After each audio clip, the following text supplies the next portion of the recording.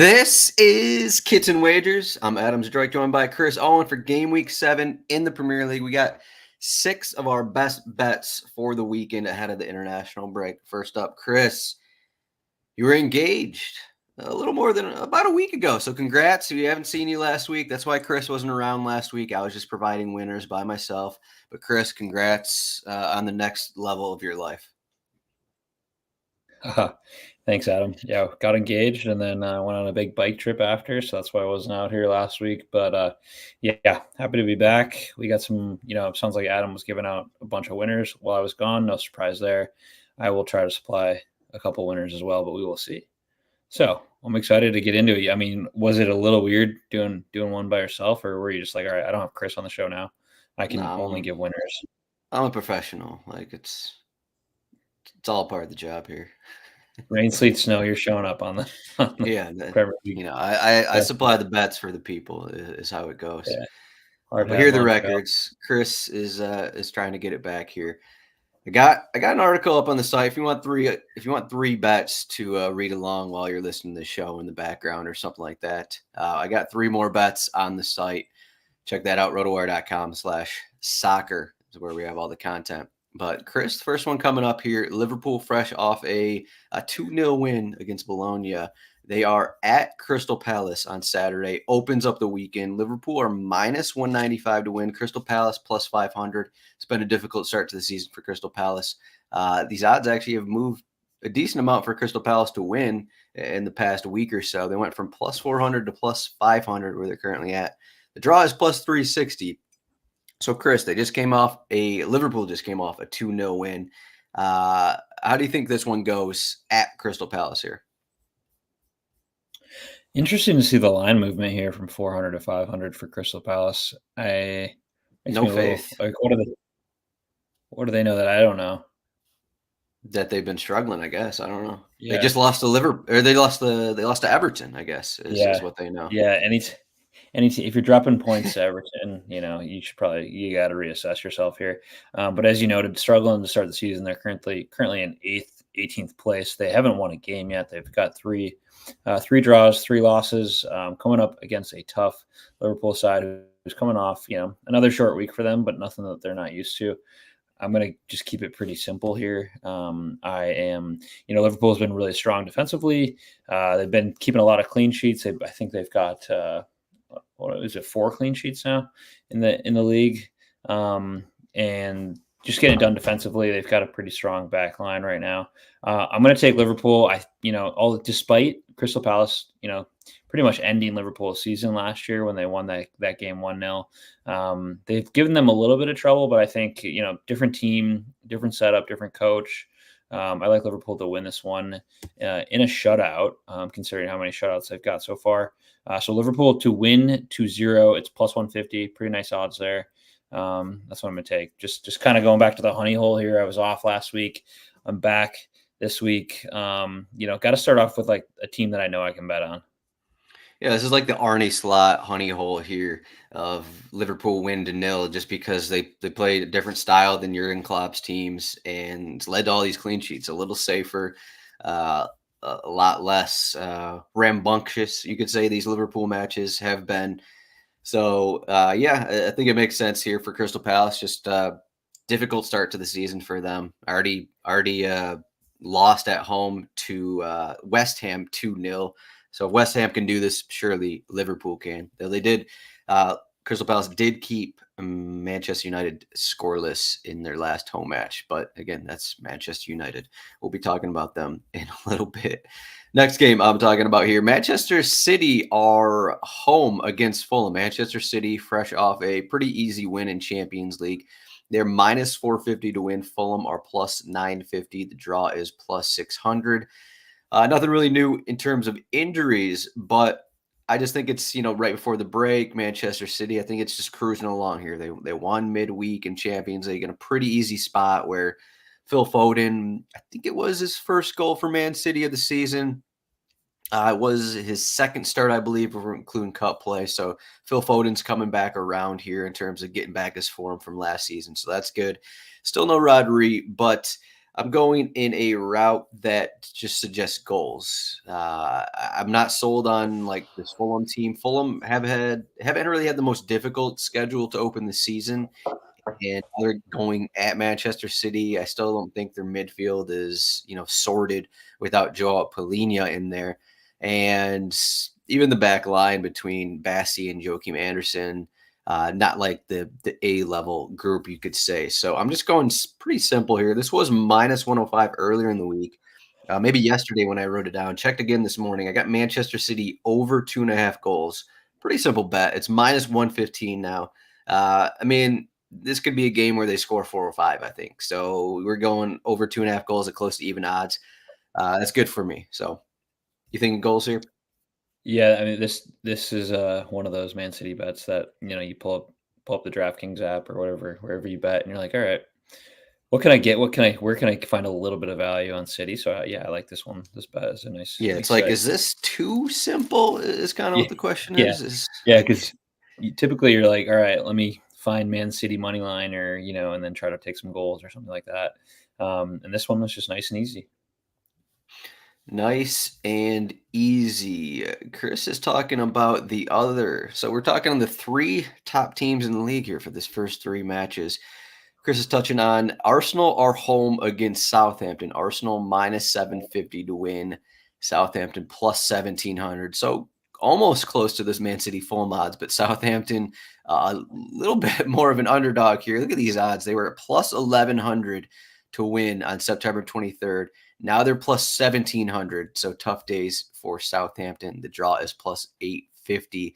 Southampton, yeah, they're coming off a Monday game where they lost at Bournemouth. Russell Martin is just rotating his squad seemingly every match because he doesn't like any of his strikers. He doesn't know what to do with anyone, and I don't think it's really helping them overall. So now they're at the Emirates. What do you think happens here? Yeah, Southampton kind of been taken to the woodshed the last couple weeks here. You like you mentioned 3-1 to Bournemouth. They got beat 3-0 by a kind of a mid lane Manchester United team. They were able to pick up a draw against Ipswich, but they're facing maybe the best team in the league, if top 3 team in the league here. Arsenal just took less. It was pretty tight there towards the end. There, I think it was 2-2, and Arsenal kind of squeaked out a 4-2 win there last weekend. So. Notably, though, I'm going to go corners on this bet. I went back and forth here with Adam pre-show and finally settled on. I'm going to take Arsenal come out on the front foot here in the first half, and going to take over first half corners.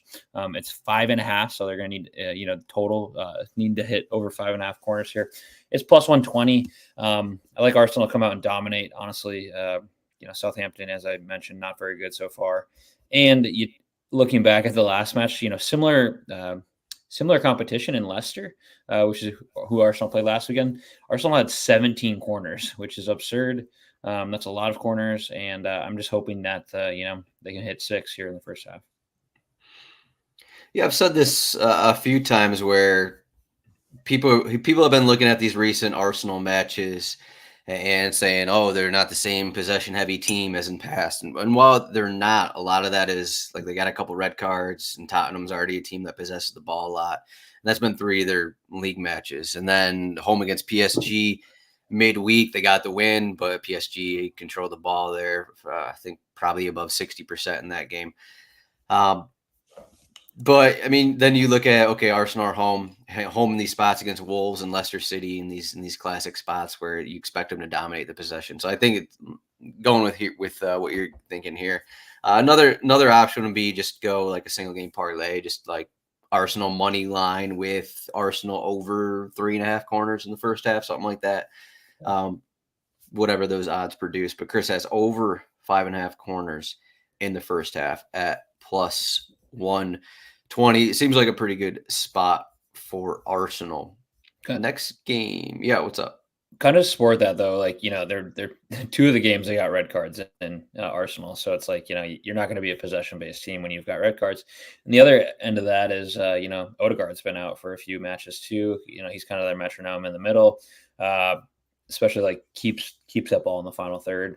So it's going to be, I think we see like more of a they come back to more of a possession-based style where they kind of dominate teams, and especially against Southampton. Yeah, you were looking at the corner numbers, and it's the same thing with possession and corners. Like, you can't look at some of these matches for their overall corner numbers just because of being down a man for a couple matches. Yeah. So at some point you almost kind of ignore some of these early matches. But next game, this is the last one on Saturday. Everton are home. Everton fresh off their first win of this season, home against Newcastle. Everton are plus 225 to win. That's down from plus 240 about a week and a half ago. Newcastle are plus 115 to win. And there was just a report, I don't know, earlier this morning, I just saw it just before jumping on here. Michaelenko apparently picked up an injury in training. So it looks like they have another fullback who is down to an injury. So it could be another James Garner at right back, Ashley Young at left back situation. But the good news for Everton is that they got Branthwaite back at center back here, coming off their first win. Newcastle coming off that 1-1 draw against Manchester City, and then they beat Wimbledon midweek in the EFL Cup. So what do we think here? Newcastle will not have Isak in this game. Isak was out, has been out for a little bit. He missed last week's match as well. But no Isak at Everton, who had Branthwaite back. Do you agree with the odds here with Newcastle plus 115, or do you think it should be a little different?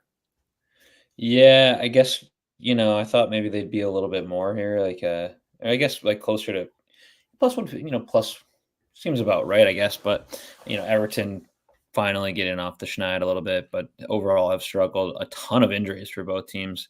Everton probably missing both outside backs here, which could, Anthony Gordon has been probably, he's a top 15 player this season. I guess he just looks dangerous. I mean, maybe the goals haven't been there, maybe the contributions haven't been there, but he looked really strong against City last weekend.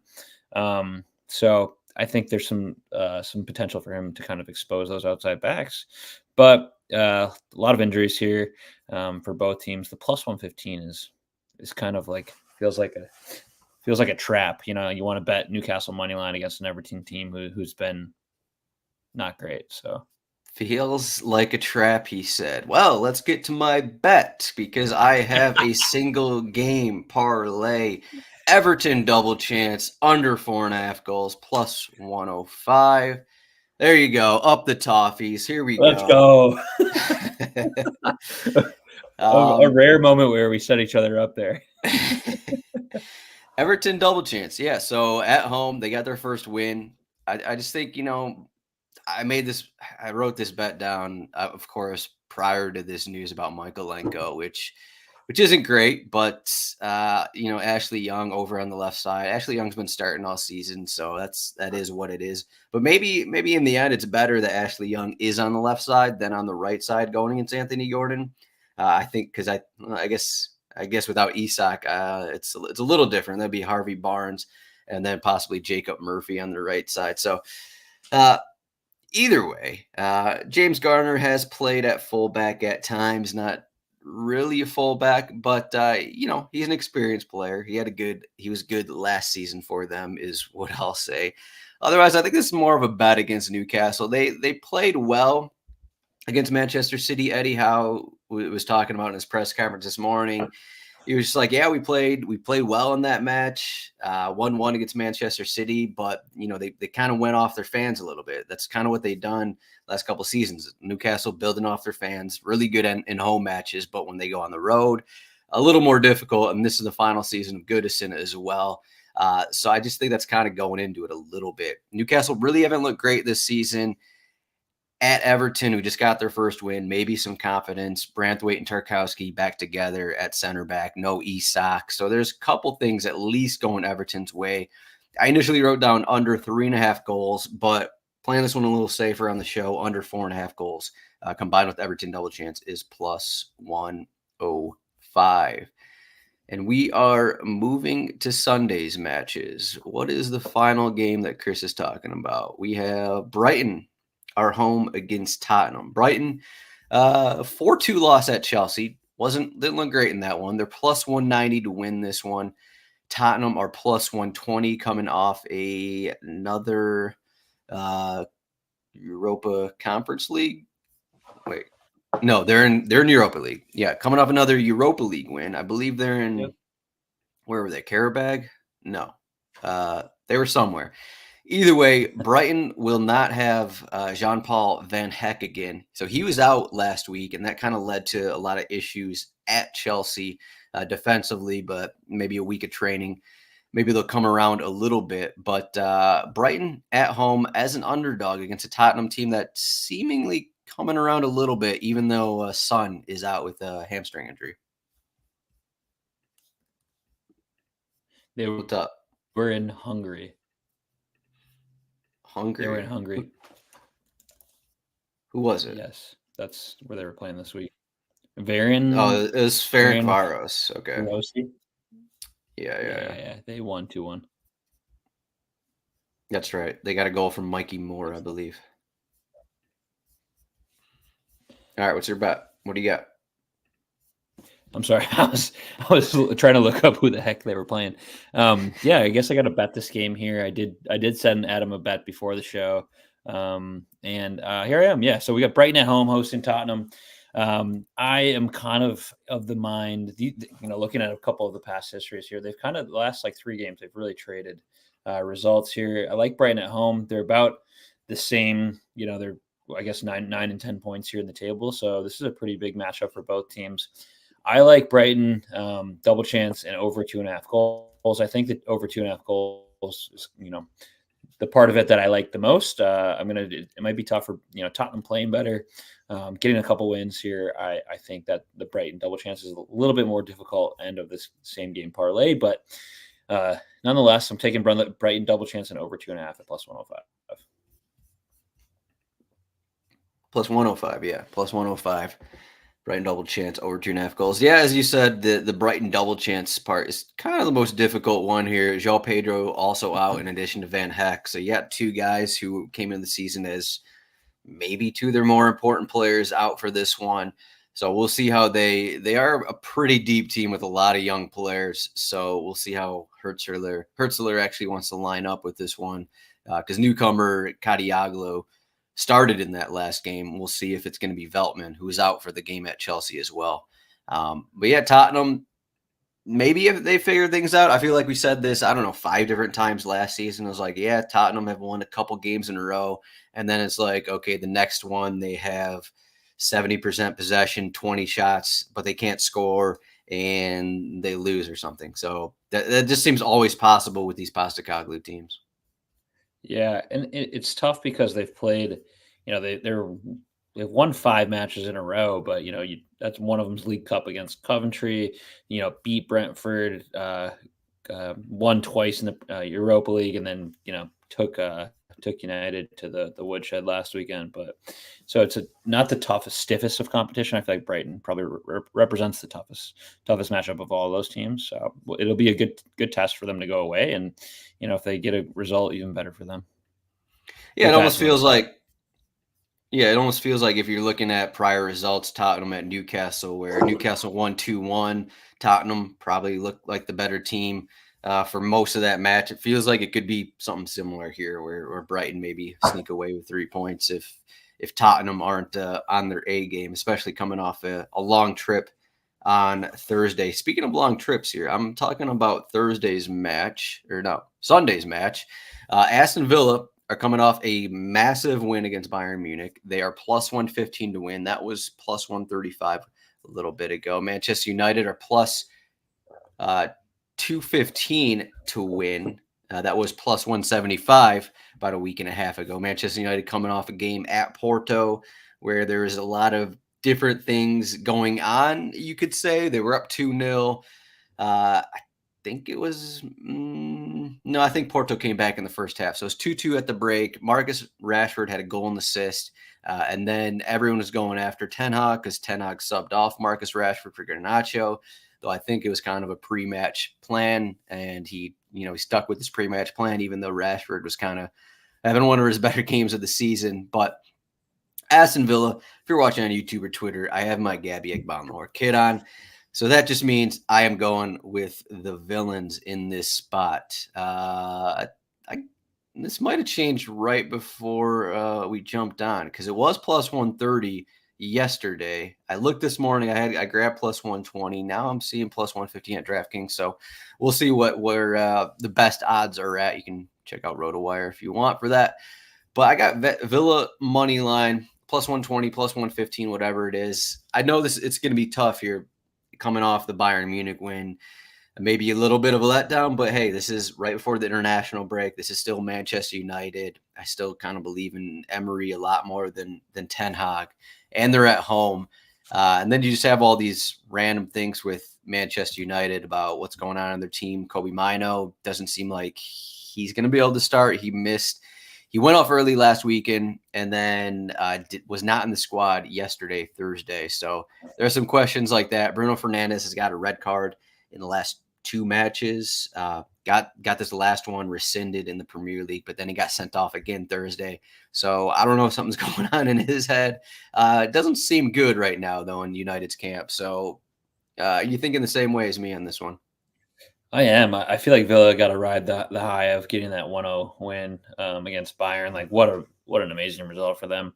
And then, if this turns out poorly, like we've been hearing this for the past like year or so, but like is Ten Hag, is he going to be the manager on Tuesday morning or Monday morning? Like if this turns very sour for them,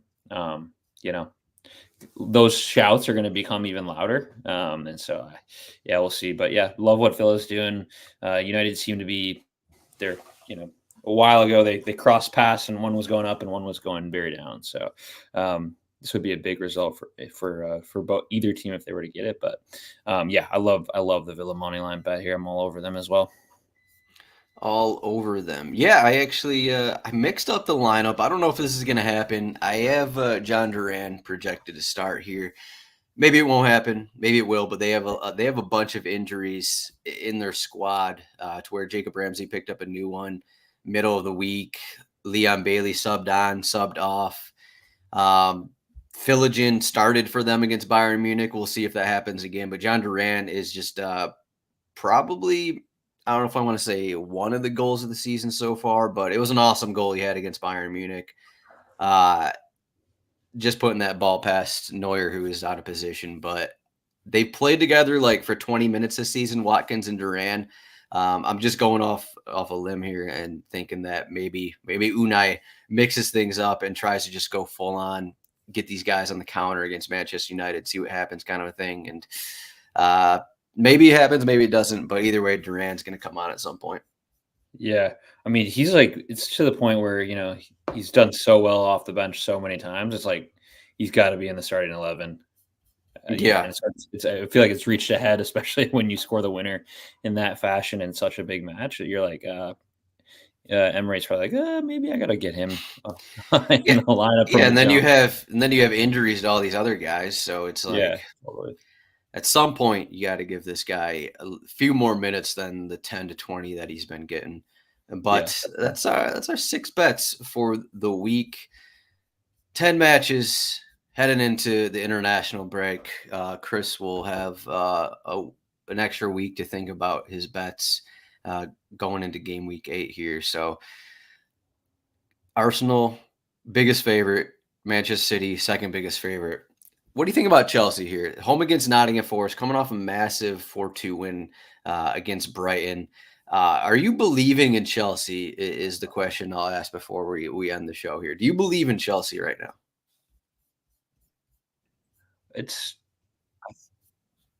I think yes. What are they, third, fourth in the league right now? They're fourth on 13 points, so 2 back of Liverpool. They've been just like stringing a couple good results together. I think there was like an Athletic. I forget, it must have been Athletic, or I think it was their podcast. It was like, is Cole Palmer the best player in the Premier League? I was like, wow, that's not something I expected. 365 days ago, maybe, but it's still Holland. But yeah, or Mo Salah. But yeah, I mean, Cole Palmer's been on fire here, and I mean, Nottingham Forest, they're kind of they've been a sticky side. I only know this because they got points off of Liverpool at Liverpool. They've been playing. They had a great transfer market here in the offseason. So they've got a lot deeper, I think. If they go them at Chelsea at home helps. So I do, to answer your question, short answer is yes. I do believe in Chelsea. I need a couple more results before I get there. I'm just looking at some of these recent wins. It was like, okay, Brighton, who started Adam Webster and a couple guys who weren't getting minutes every game. And then they won at West Ham. Okay, West Ham had mass mistakes in that one. Won at Bournemouth, but that match was pretty even. Home against Crystal Palace was that 1-1 game. So I mean, you still look at some of these results, and it's like, okay, let's have them face a top 10 side away from home and see what they can do, kind of a thing. Instead of, okay, we'll beat up these lower tier teams at home or bottom 10 teams at home, kind of thing. So I'll give them a few more matches, but going into the season, I know there's a sentiment around Cole Palmer. It was like Cole Palmer he scored all his goals from PKs. He's not very good. But I think that sentiment is pretty much gone at this point, because you can't keep saying that after what he did, especially after his 4-goal first half performance against Brighton, which was kind of crazy. Yeah, I mean, and then he had that other game. I think it was against Wolves where he had 3 assists, where they had 6 goals. He's been putting up massive numbers, and you can't look past that. But yeah, Forest represent a pretty good, if they can, if it's a convincing victory over Forest here this weekend, that belief only goes up, because Forest have been a good test. I think they 9 points, 1 loss here, and have beaten, have gotten some good results against some good teams. That's all we got for game week 7 in the Premier League. Let's win some bets on here. It's been, we'll get Chris back in the winnings. I need to have a couple 3-0 weeks to really get going here. But RotoWire.com/soccer trial. You can find me at RotoZdroik on Twitter. Chris is at CHRON8. Thank you for listening to this. Make sure to give a like to this video. Subscribe to the channel as well. We got a bunch of DFS stuff in case you're interested in that. Chris, any final thoughts for game week 7? No, just excited here. On Sunday we've got a really nice slate here that will also match up well with I think there's an NFL game early on Sunday as well, so you can do the dual screen. And your Vikings are playing in England. No, but not my Vikings. Never my Vikings. Ever. Tough way to end the show, Adam. All right, everyone. Good luck on your bets. Also, I think I'm still going to do a corners and wagers video that's going to be up at some point. So I'm doing this thing where I'm having 9 bets every week in the Premier League. Sounds crazy. Game week 35 comes around, I'm probably going to be dead, but we'll see what happens. But good luck on your bets. We'll see everyone in a couple weeks. Thanks, Adam.